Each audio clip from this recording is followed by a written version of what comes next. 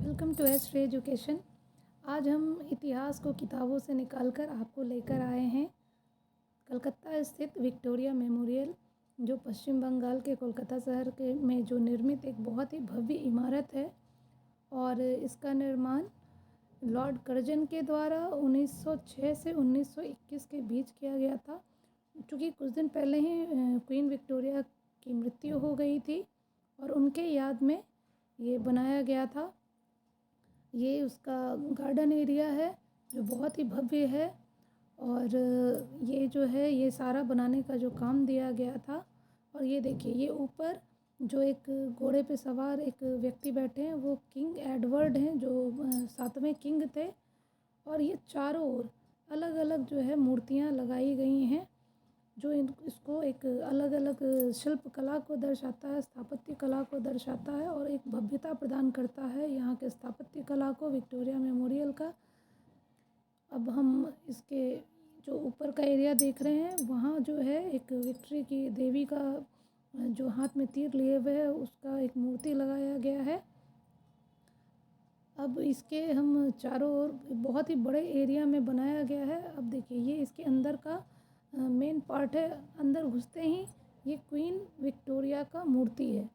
और ये देखिए, ये मुग़ल शैली और जो पाश्चात्य शैली है, उन दोनों का सम्मिश्रण है। बीचों बीच ये गुंबद है और गुंबद पूर्णतः मुग़ल शैली में बनाया गया है, जबकि जो इसका डेकोरेशन है वो पश्चिमी जो सभ्यता का पुनर्जागरण के समय का जो परकोटा वगैरह बनाया जाता था उससे प्रेरित है। और ये सब तस्वीरें हैं कि जिस समय ये निर्माण कार्य शुरू हुआ था वो किस तरह से स्टेप बाय स्टेप ये बनाया गया है।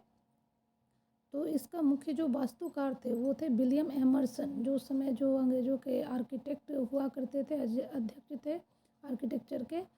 और इसको बनाने का काम जो सौंपा गया था वो मेसर्स थे मार्टिन एंड कंपनी, उनको दिया गया था बनाने का काम। ये देखिए स्टेप बाय स्टेप ये किस तरह से बनाया गया।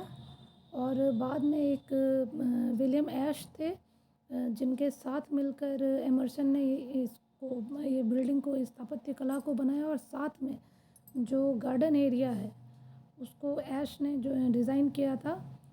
और एक बेहद ही खूबसूरत ये जो है एक डिज़ाइन यहाँ पे स्थापत्य तैयार किया गया। और ये चूँकि कलकत्ता में बनाने का उद्देश्य ये था कि ये उस समय राजधानी हुआ करती थी, लेकिन जब उद्घाटन हुआ तब तक दिल्ली जो है राजधानी हो गई थी। ये देखिए मुख्य जो गुंबद का एरिया है वो है। और ये बीचों बीच महारानी जो है विक्टोरिया, उनका जो है मूर्ति लगाया गया। ये कला दीर्घा है जो अवनींद्रनाथ टैगोर को समर्पित है और उनके पूरे जीवन के बारे में। ये जो है ये है शस्त्र गैलरी। इसमें अंग्रेज़ों के ज़माने के अलग अलग अस्त्र शस्त्रों को प्रदर्शित किया गया है। और आप बहुत कुछ इससे समझ सकते हैं कि उस समय किस तरह के हथियारों का उपयोग किया जाता था। ये है तोप, जो 1914 से 1918 के बीच जो प्रथम विश्व युद्ध हुआ था उस दौरान इस तोप को जो है वो छीन लिया गया था। और ये पूरा एक रेप्लिका तैयार किया गया है कि उस समय का कलकत्ता शहर किस तरह से बसा हुआ था और विक्टोरिया मेमोरियल तक जाने का किस तरह से रास्ता था। देखिए, ये जो नौसेना का जो तोप अभी ये छोटा सा है दिख रहा है, ये तुर्कों के द्वारा जो है छीन लिया गया था। और ये जो अब अगला तोप है ये इनके पास था, सिराजुद्दौला के पास, जो प्लासी के युद्ध में हार जाने के बाद रॉबर्ट क्लाइव के द्वारा छीन लिया गया और अंग्रेजी सेना में शामिल कर लिया गया था। और ये कांसे और लोहे का मिश्रण है। ये भी एक अलग तरह का जो है स्पिनिंग वाला मशीन है, जिससे जो है जैसे हमारे यहाँ चरखे से बुना जाता था धागा, वैसे ही ये जो है इस मशीन के द्वारा किया जाता था, स्पिनिंग मशीन है।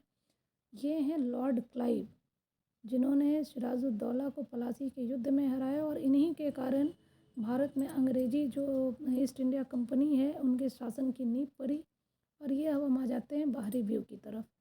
ये गार्डन एरिया से शाम के वक्त यहाँ जब थोड़ा अंधेरा होने लगता है तो लाइट शो चलता है और जो बहुत ही भव्य दिखाई देता है।